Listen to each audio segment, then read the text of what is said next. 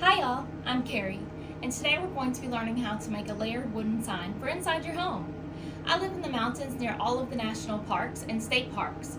Those signs are very popular where I'm from, so that's what we'll be learning today. Let's get started. For our project today, we're going to need several items. We're going to need 3 different colors of paint.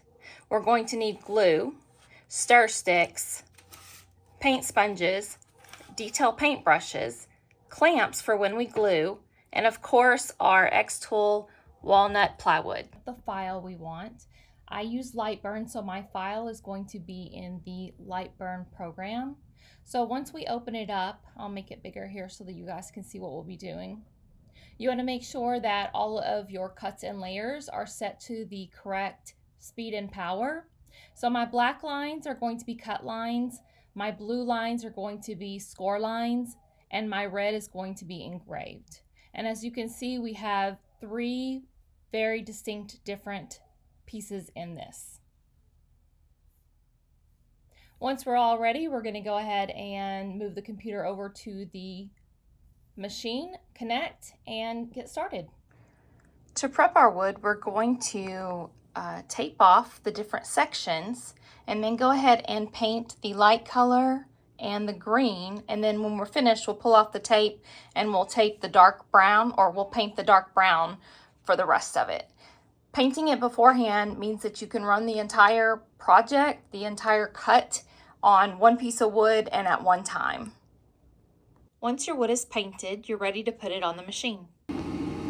As you can see, we already have our material on the machine and it's held down with the xTool magnets. Now we're going to go ahead and move our module into our corner so that we can get ready to try and frame it. Okay, now that our material is completely held down and on our honeycomb, which we need to use to help the airflow to make it cut better, and our exhaust fan is on, we go ahead and go over to our machine or to our computer, and we're going to go ahead and hit frame and make sure that everything frames correctly.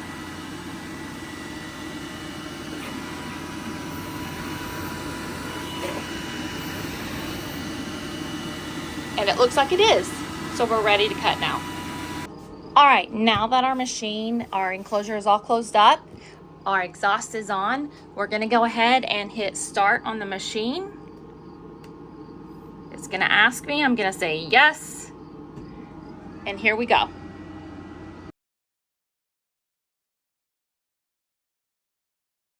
Now that our machine is finished running and we've given the smoke time to be pulled out through the exhaust, we can go ahead and open up our enclosure and we can move our module out of our way. And we can start removing our magnets and pulling the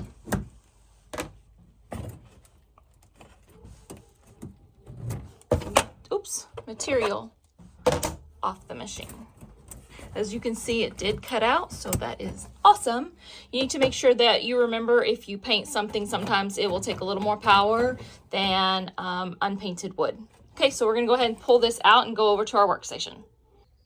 All right, now that we have pulled it off the machine and punched out all of our pieces and lined it up just to make sure that everything is going to fit, it's time to go ahead and start gluing.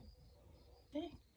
Now that we have applied the glue and lined everything up, I found some better clamps that were smaller to fit a little bit better than the clamps that I had showed in the supplies.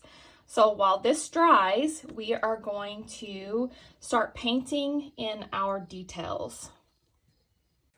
Now that we're finished, this is what our completed sign looks like.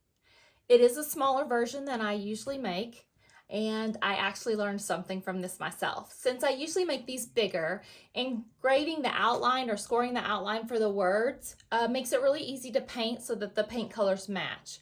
However, doing it this small, I'm not greatest at the small detail painting, so it was a little bit harder for me to paint the smaller letters. Anyway, I hope you enjoyed the video and I hope you have fun making it. Have a good day.